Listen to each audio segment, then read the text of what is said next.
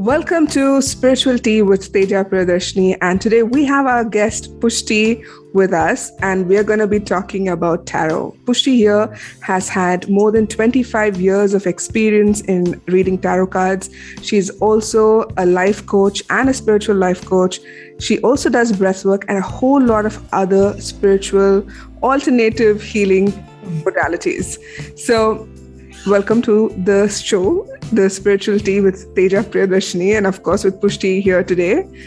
Thank you so much for joining. Thank you so much for having me. So how long have you been doing tarot? Like you said, it's almost been 2 decades and a half and counting. I may have missed out a couple of years. I don't know. I don't remember, but it's been at least 25. So I think the most pertinent question before we get into the questions everyone wants to know is, why tarot? What is tarot? Okay. So tarot, people think of tarot as just a predictive tool, right? They'll give me predictions and I'll know what's going to happen. Yes, that is one aspect of the tarot. But the tarot actually is something that you can use to actually develop your life, your inner world as well. Because every card that we have has an image on it most of the times, okay? Yes. And each image vibrates to a certain emotion. So you know that, when you're angry, you vibrate at a certain emotion, like your mouth goes dry, or your body's vibrating, or whatever. But when you're happy, you're just, zoning on love or whatever, you're in that space, smiley and very content and all of that. So every card has that vibration. So when you actually read, the cards help you to understand what vibration you need to be in to actually make something happen for you or change the reality that you are in right now. Okay. So it's a very tiny thing, the prediction element, but you can actually change your own life with the tarot. So would you say like tarot is something that you can use to gain some information, clarity, advice, direction, something like that? Absolutely. Clarity, everything that you said, clarity, advice, direction. And I think more than anything else, it is also it's a tool that brings you self-awareness.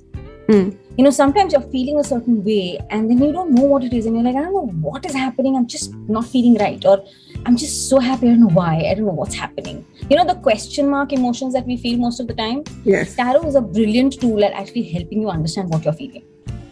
Cool. That's amazing. It sounds weird, but it is. But how did you get into tarot card reading then? Oh boy, do you have like a couple of hours? I will tell you my story. Kidding. Maybe. Okay. Yeah. In a nutshell. For Absolutely. Yes. Basically, I wanted a tarot reading because I read somewhere in a magazine that a tarot, tarot reading can help me understand what my relationship to one of my ex-boyfriends was.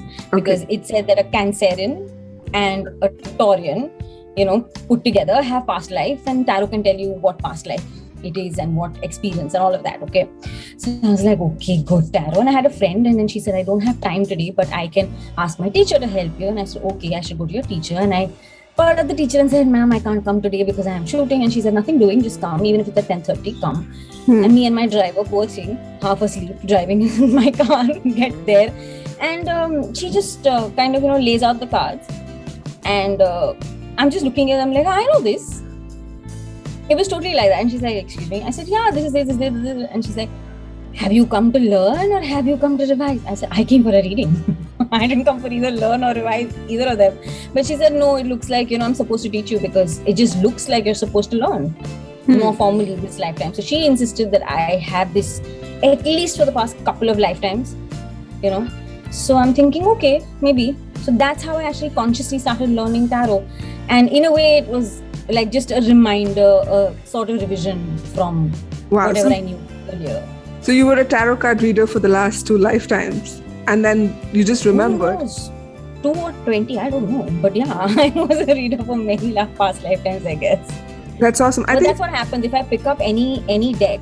I don't have to train in it. Most decks I can pick up and I can start interpreting immediately for you, and they'll be bang on when I don't even know anything about you. Well, I think we're going to give whoever's watching this a card reading at the end of this particular episode. But we're more curious about, so when people get drawn to tarot cards, right? Is there like a reason they're drawn to tarot cards? Like you just knew that, oh, I know the meanings of these cards just when you looked at it. And I think that was your first exposure to tarot? Yes, it was. Yeah. It was. I think why people get drawn to tarot cards in today's world, beyond the fact that, okay, they've known them for past lifetimes, is that they find a way to earn money. Okay, because everyone wants to know about themselves, or wants to know what's happening, about the future, about the guy, the girl, everybody wants to know. Yeah. So it's a nice tool that helps you tell them all of that.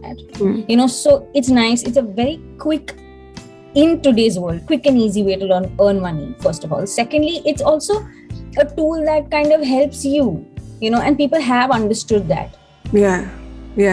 And then, of course, there are people who want to have a God complex. Who say, okay, I'm telling you this is what's going to happen. One of those. There are people who do the tarot for that as well. I know people who do it for that. Yeah. I also know that there are some people who use tarot cards to do magic spells as well. When you work with Wiccans and pagans, some of them use the tarot as casting spells as well. You can use the tarot for casting spells. You can use the tarot for healing as well. Yes. For example, if there are times when you need a little heat in your body, like sometimes there are people who come to me with digestion problems, and the problem is that it's sluggish digestion. You know what I'm saying? Sluggish. So you possibly take the sun card, which is purely heat, and put it on the stomach and do whatever energy work you have to do, and the digestion starts getting better. It's not like an immediate thing. It's not a switch. But, a couple of sessions in and your digestion will definitely improve.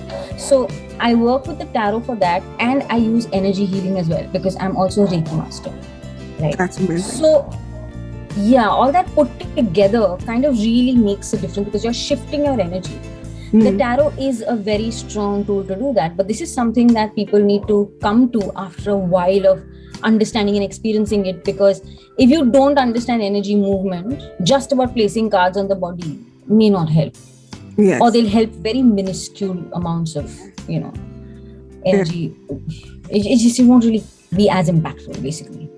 Most people know tarot to be a predictive tool. Like I've had people, when I read cards, but people ask, for specific outcomes and specific dates. Is that like something that tarot can give, like specific outcomes and dates? Okay, first of all, they need to understand that tarot is a vibrational science. Like I explained to you, it is vibration, because whatever the picture holds and you hold, come together and it becomes a match. But your vibration can change. If something happens to you today, the vibration can change. If forget only something happening to you, if something in the situation changes, right, the vibration can change. If the other person's situation changes, vibration can change. So tarot is a tool for right now. I would not advise most people to read beyond about, let's say, 3 months, 4-5 months the max. But there are people who read for years as well. I do too. But only if you have a very strong hold on energy and your divine guidance is coming in very strongly. Yeah. So don't just randomly say, okay, because I know how to read the tarot, I can tell you about this. No. Just be aware that maximum you can pull it to is 3 months. Definitely not more than that. Yeah, because even when I do the Akashic Records, I tell my clients this, that whatever choices and decisions you're making is constantly shifting your future. So if you change anything, like Pushtie's talking about energy frequencies, anything that shifts your energy, either a decision or a choice or an incident or a situation, the outcome will change accordingly and probably give you like an alternate version of your future. So nothing is set in stone. And I know tarot is a predictive tool and can be used for predictions, but like she was saying, don't take it too literally, and the timelines can be a little different from, like they won't be set in stone. There can be absolute accuracy as well, not like there can't. There can be. But I really believe that people who are very much in sync with their psychic abilities are able to get way more specific, because you know what? I may have one card, okay, that tells me 5 rote meanings that I have been told by my teacher. But those meanings may or may not apply to your reading if I'm doing it, because your energy will be different and the combinations around it will be different, and which will give me a completely different sense. Like one card could mean, someone getting into a fight, while the other person, the same card might be like they're reconciling from a fight. It's the last bit of that, little, difference of opinion. It's not that grave, that serious. So it all depends on how you're looking at it, how connected you are in that moment. And I have also had people having amazing results within 5 or 10 minutes of me predicting something. Okay. I've said it's going to happen, and it's happened within that time, within 10 minutes. I've also had people come back to me after 5 years to tell me, you remember you told me that it happened, but it happened now. And I'm thinking, after 5 years, wow. So you realize that your energy was open to accepting what was ready for you only after those 5 years. Yeah. Because it's not going to come to you before you are ready to handle it. That's true. Yeah. So how accurate do you think are the predictions? If you had to give a percentage of accuracy, what would you think? I think the tarot itself is 100% accurate. Okay. It all depends on how the person interprets it. And more than that, it's also how the person receives it. Yeah. Okay. Because what happens is, I've also had people have this experience where they've said, oh, you think I get this job, I'm like, yeah, I think you'll get the job, because the card is telling me, yes, you'll get the job. Didn't happen. You said it'll happen. It never happened. 6 months down the line, they get a call from the same company saying, Acha, we want to, pull you back and get you the same job. So would you say it's right, it's accurate or not? Yeah, it's a little I think the card said you're going to get it. Exactly. You have to be very open to receiving what the cards are giving you, because the cards are not going to talk to you in your language. They're going to talk to you in their language, or rather in the language of the person who's interpreting it. You've got to understand. You've got to understand how it is going to last and how long you can wait for that to happen. Or the most important thing being, ask very specific questions. It's very valid a question to ask, will I get married to him? I'm just saying that because that's the most common question I hear. Does he love me? Will I get married to him? So will I get married to him? Her cards are saying yes. Okay. But you in your head have thought, okay, I'm getting married to him, so this year I'm getting married. No, did you ask if you're getting married this year? The more specific your question, the more specific the answer. You have to understand that tarot and astrology are very different. Astrology, being set in the planets, is going to give you a long-term response if it needs to, because it will see that. The tarot will give you immediate answers. And that is usual unless you ask a very specific question and your reader kind of takes the effort to read everything that he or she needs to give you that specific answer. Unless it comes from their intuition. Yeah, absolutely. So since we're going deeper into how the cards are read, we know that there is the major arcana and there's the minor arcana. So can you tell us what is the difference between the two? Sure. The majors basically are major life events. Births, deaths, going to school, having your first affair, having your first boyfriend, girlfriend, that kind of thing. About having your first job, about getting your first realization of, okay, not everything goes my way, and different levels of that. Then big cycles in your life changing. There's the world card, which basically is the end of a very huge cycle. But then there is the wheel of fortune, which says there is a small cycle changing, but it's an important cycle which is going to propel you further in your work or in your life in general. So there are these very big events that are described by the major arcana. Okay? The minor arcana basically is everyday events. It's everyday events. Okay. I'm going to fall in love. I'm going to get a promotion. I'm going to get a new job. I'm going to buy myself a house. I'm going to fall ill and my bones are going to hurt. My spine is going to hurt. Things like that.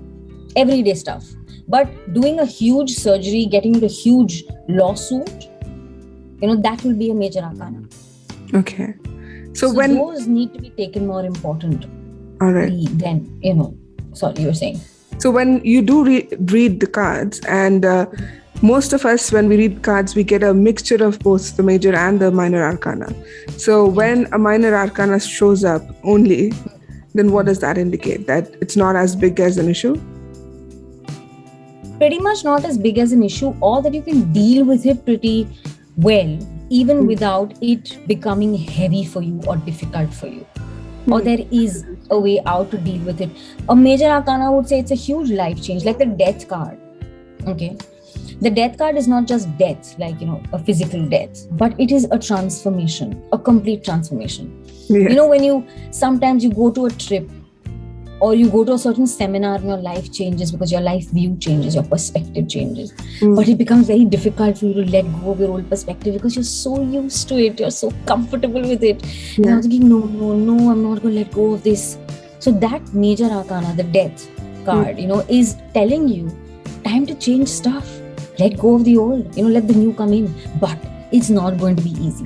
I think the most... Like the 4 of Swords. Dreaded card. Let me just give you a... Sorry, go on. Yeah, the most dreaded card. Absolutely, I agree. The most dreaded card is the Death card. And the Devil card, not to mess. For me, it is a Tower, I guess. Yeah, I just love the Tower, actually. But I was just giving you a parallel about the Death card and the 4 of Swords. The 4 of Swords almost looks like a mini death. Okay. But the fact is that it's about take a moment to reprocess. Right? Now, the same thing could be said in the Death card, take a moment to reprocess, but in a very massive manner. Okay. Here, it's like just reprocess the fact that, you want to do this or you don't want to do this. Death card will be reprocess the fact that you want to live where you're living. Maybe you want to change countries. I know. That kind of thing. Massive change. Yeah. That's interesting. So, what are the most common spreads that we do in a tarot? Like, if someone has to begin learning tarot, what kind of spreads would you suggest? Or what kind of cards even? Sorry. Okay. The first deck that usually people use is the Rider-Waite. Because most, like a majority of the decks are based on the Rider-Waite. That's true. Yes, a lot of them are also based on the thought. But the thought, it's like either you get it or you don't. Yes, it's like an unending thing. You got to keep understanding, reading, learning, because it includes the Kabbalah and all of that. But for a person who's just about learning, the easiest way to learn is to get a Rider-Waite deck, because it will familiarize you with the basic concepts of the tarot. Okay. And when you ask me what spreads, the most common spread, in a way, is the 3-card spread. Yeah. Past, present, future. Okay. But it can be open to interpretation. It can be mind, body, soul. It can be anything, that spread. But one spread that we're all taught, whether we like it or not, I mean, at least we were taught when I was learning. I feel like an old fart when I talk like that, but still. The thing is that when we were learning, we were taught the Celtic cross. It's a 10-card spread, which has tons of details in it. Okay? But now there's a community of people who vehemently hate the Celtic cross. Why is that? Because some people say it's pretty useless. Okay. Because there have been so many new spreads that have been developed which will give you answers more specifically, to whatever you need. While there are some people who love the Celtic cross, who say that, no, this is it and I don't need another spread at all for anything I want to read. Which again is like a total personal preference. So when you ask me about spreads, 1 card, 2 card, 3 card, 4, 5, when I teach, what I do is I teach, when I'm doing the aces, I teach 1 card spreads. When I'm doing the 2s, I teach 2 card spreads. When I'm doing the 3s, I teach a 3 card spread. So I give you an opportunity to learn at least 10 card spreads. And then of course there are the advanced spreads, which are, you can take out the entire deck if you need to. There are 54 card spreads as well. Yeah. But you will need a little more patience to do them. So which is your favorite spread? I don't have a favorite spread, because I like to take out cards as and how the person asks me questions, which you naturally graduate to once you kind of are used to it. Because now what has happened is 1 card can tell me so much. I don't need more cards to give a detailed explanation of stuff. That's true, yeah. And especially because you're also tapping into your psychic abilities and you're receiving messages, and you just go with the flow, whatever is coming. So then the card but just there are people, it becomes a key to unlock whatever's kept inside you. But there are people who say no, we want to stick to spreads. So it's as many readers there are that many ways of reading. So this is just one perspective. That's true. But there may be people who say no, I always do a spread, it's the best thing to do, it's the best way to do a reading. Okay, that is the best way for you to do a reading. Super. So who can learn tarot? Like, can anyone learn tarot and do readings for others? I think you need one very, very big precursor to be able to learn to read the tarot. Got to be human. I guess, yes. But I'm not sure that cats don't read the tarot as well, or dogs, because they can. They'll spread out the cards and they'll put their paws on one of them and say, read this. I know of familiars who've done that. Okay. I don't have a cat. I had one, but whatever. But I have friends who have familiars and they do that all the time.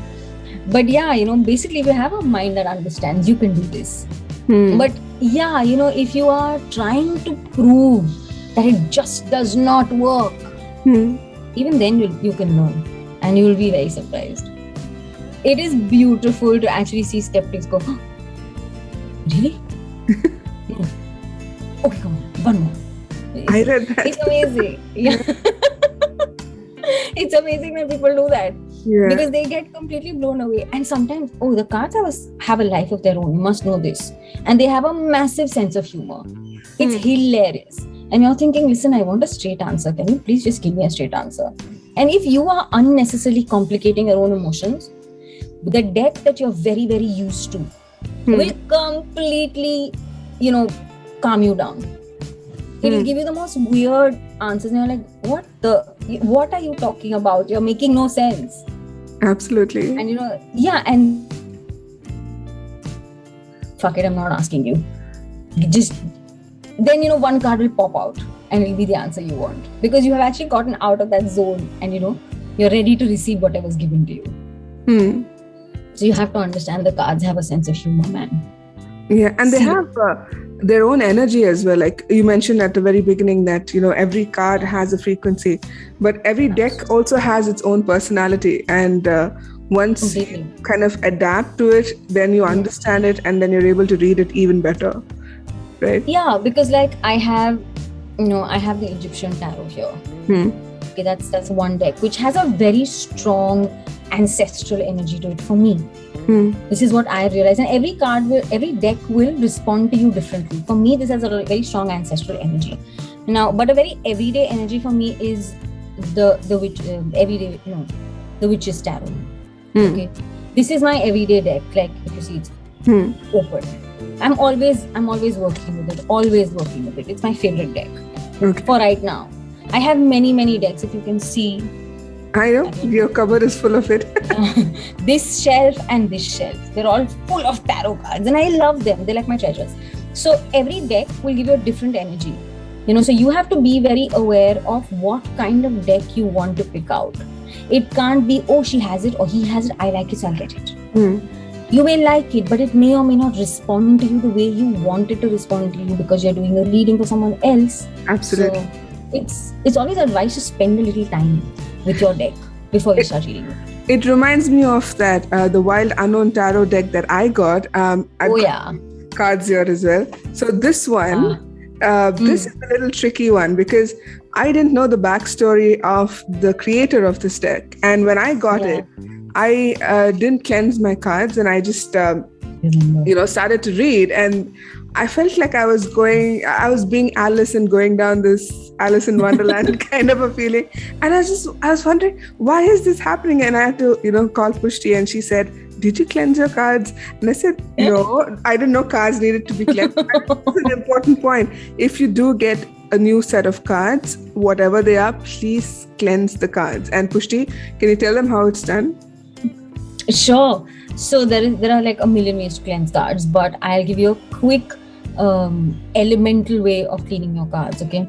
So first thing, take a piece of incense, like burn in stick of incense and, roast your cards in the flame, in the smoke. Okay. So do that and completely smoke them up. Okay, then take a candle and kind of roast them on the flame. Just make sure that they don't catch fire. But yeah, you can do that. Then take maybe a damp cloth, like a really dry damp cloth, if you know what I'm saying, and just run it over the entire deck. You can do it to each card if you like. Then for earth, either you can take a flower and you can just run it over the entire deck, or some people like to put a crystal on top of it. Okay, that also will ground the earth energies. And finally, there's spirit. So just rub your palms, then you'll automatically generate heat.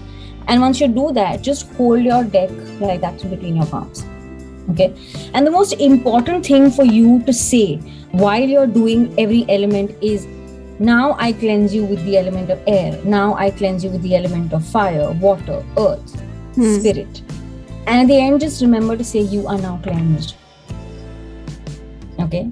And I do one thing that I love doing, which is gelling my cards to my energy, is I play them out of my heart like this. And I talk to my cards. It's like having a relationship. It's like, I sing songs to my cards. I know it's silly, but I do, and my cards love it. And I know that they love it because they respond to me like that. So, I mean, that's my way of doing it. You can do it. Another way to cleanse your cards in between readings or questions is just tap, tap, tap, out, and out. That's it. Nothing else. That's all you need to do. It's not a very complicated process, but it's nice sometimes to leave your cards out in the moonlight if you can. Some cards, them so much, they get so overworked that you can't use them after a point. Like the very first deck, so many million years ago, when my teacher actually gave me her deck, okay, I used that so much. I used that for a good 5 years. I didn't get another deck for 5 years. And then my deck stopped answering. It was like, I'm tired. I can't do this anymore. Just leave me alone. That is the feeling I got from the deck, really.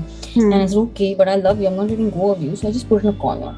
Recently, about 2 years ago, okay, that deck started chirping up again. Okay. It's amazing. It made me cut its borders. It made me give it a whole new life. And today I read with that deck, and that deck is always my favorite test deck. I know it's not even a word, but that's how much I love it. It's my favorite test deck. It's beautiful. It's the Goddess Tarot. So anyone can read tarot cards and they can choose cards that they feel more drawn to. It works better that way. And cleansing the cards is very important before you start reading. Yep. Yeah. Always remember one thing, that your interpretation will come from your present energy. If you're angry, you will look at your cards as angry. If you're in love, everything's going to be rosy. Okay? Even the tower will feel like, yeah, it's there, but it's not as strong. That's how it will feel. I don't think I'll ever feel like that about the tower. It's one card I read. I'm like, no more change, please. No more transformation. But, basically, you know what I'm saying, right? That every time you come to a reading, always remember that you need to come in a neutral space. And there are many ways to come to a neutral space. Maybe you can meditate. Maybe you can just jump a little bit, And I'm saying jump a little bit means physical activity, that kind of discharges energy. Or just go and shower, or just stand under a little bit of a shower before you actually read. I'm not saying if you have 5 readings in a day, take 5 showers. I'm not saying that. Wash your hands, wash your feet. Basically, pressure points. See, pressure points. Some people, what they like to do is they have a smell associated with being neutral. Like a friend of mine has sandalwood. She just dabs a bit of sandalwood, on her pulse points. And the minute she smells that, for her, she comes to a sense of neutrality. That's true. So find your way to bring you to a neutral space before you start reading. That's the most important thing. Otherwise, your emotions will definitely color your answers, which doesn't make sense. No, I completely understand. I use frankincense incense sticks to start off all of my readings because it's something about that smell that makes me feel very connected to the divine, and it calms me down immediately. So, and being neutral to read cards or to access information, whether psychically or through any divination tool, is very, very, very important. Even if you're doing a pendulum, because, sometimes what we think gets transmitted into the pendulum, and, you're like, maybe I'm thinking about this. But actually, if you can keep your mind free of thought and just ask the question and let it go, then you will receive the guidance that you need, whether it's the pendulum or the tarot cards or any other divination tool that you're using. So I think that's brilliant. I mean, we've gotten like a lot of basic information about tarot. And before we get to the reading, popping out of my ears. Before we get to the reading, can we know how, if people want to learn tarot cards, if you teach tarot cards, so when do you have your next session? I have just gotten out of a very large workshop myself, so I'm kind of reorienting a little bit. 2022 has been a year of reorientation for me, but I just think I'm going to start talking about it end of this month. All right. But if there are people who want to learn, they can always send me a message on Instagram. It's the fastest, easiest, and the best place, because Facebook, I check, I don't check, But yeah, Instagram is just at Pushtiie, Instagram, but my spelling is a little confusing, so remember it. It's P-U-S-H-T, push, and then tie, T-I-I-E. Okay? Lots of ego, I-I-E. Okay? P-U-S-H-T-I-I-E. If you can do that, send me a message, and I will, if I have enough people to come together, I can start a group tomorrow. All right. Amazing. So I'm going to give all of your information in the description anyway, so that if anybody wants to get in touch with Pushtiie, they can do so on her Instagram links, on her personal pages on Facebook also, in case if they don't have Instagram. And now for, I think, the star of the show, the card pulling, the card reading. We have spoken a lot about tarot, I know, but the thing is, I want to give you guys like a romance angel card, because we're in Valentine month. Oh yeah, that's true. Yeah. Whoa, did you just see that? It just toppled over. We shall address that later. But first, let's just pull out a card for everybody watching.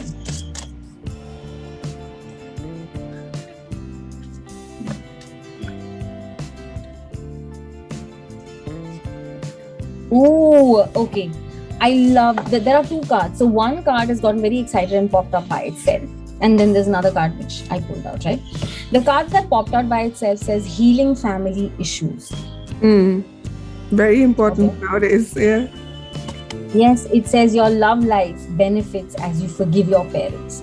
It's not just your parents, it's forgiving yourself, it's forgiving your siblings, it's forgiving your great-great-great-grandfather and mother and, everybody. Literally. You actually need to even forgive your dog and your cat sometimes.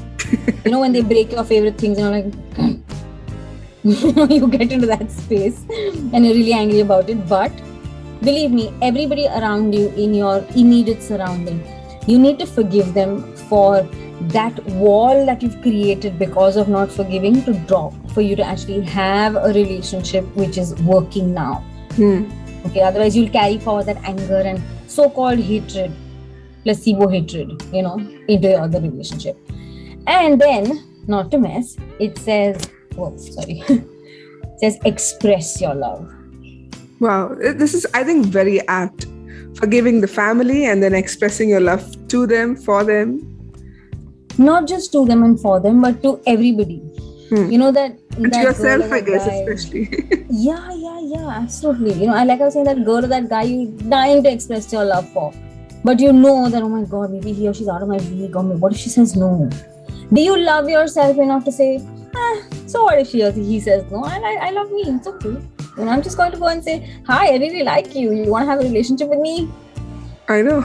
And that guy's like, yeah, why not? I mean, I knew, I didn't know how to come to you. And you're like, okay, so I've come to you, let's do this. It could be you. But it says, go ahead and make the romantic gesture. Just don't shy away from actually putting yourself out there. In today's world, unfortunately, we actually get like that because of the way everything's turned out. We're always in our cocoon. Even physically, we're not really getting out so much, right? Yeah. So we're hardly meeting people. Absolutely. And trusting people online has become a bit of an issue now because the kind of fraud that's happened and all sorts of stuff that's happening. So it becomes a little difficult for people to trust people online. That's but true. Trust yourself. trust yourself and know that, your intuition will always guide you. Yeah. It's very difficult to put ourselves out there because one, the fear of rejection is super high, and that is, I think, one of the major blocks in every area of our lives, not just the romance bit. Taking chances, trying something new, even making friends. Yeah. Feeling that fear is what stops us from doing anything. Absolutely. And then when we're 8 years old, we look back and like, I should have at that point just said it, like, big deal, like. And then those regrets are what are going to eat you up. So might as well just take the chance and, deep dive and see what happens. And you'll have like a million stories to tell your grandkids when you're 8 years old, right? Yeah. I'm sure we'll have some. But I'm just saying, like, people should learn to forgive themselves more and love themselves. And I think February is the month of romance. So I think you should romance yourself and get to know you more than you think. Yeah, I'm actually going to offer a romance breath, a heart breath kind of free tool on my Instagram, because I really believe that the more people fall into their heart, have the courage to fall into their heart, it'll make a difference in their lives. Because we are so scared. We are so scared. People come to me for tarot readings. People come to me for healings. Whatever they come to me for, any sort of advice, guidance, whatever. It's always about, I'm so scared. Should I put myself out there? Should I do this? Should I not do this? And you're thinking, yes, go right ahead and do it. Because if you're going to stay scared, you're going to stay stuck where you are. What's the point? Absolutely. And you never know, you might learn something new from that. Like, experience always teaches us to do better the next time around. So absolutely agreed. Lovely. Thank you so much, Pushtiie, for joining us today on Spiritual Tea, and hope to meet you again and do another wonderful tarot session or something else, probably breathwork next time. Yeah, breath, absolutely breath. Yeah, so I'm going to put in all of the description details about Pushtiie in the description box below. So her Instagram page, how to get in touch with her, a free session of breathwork that she's going to offer. Any of those information that she's going to provide is going to be in the description box. So do check that out. And if you like it, do give us some love by commenting, sending Pushtiie some love, sending me some love, and liking whatever this is that you're watching.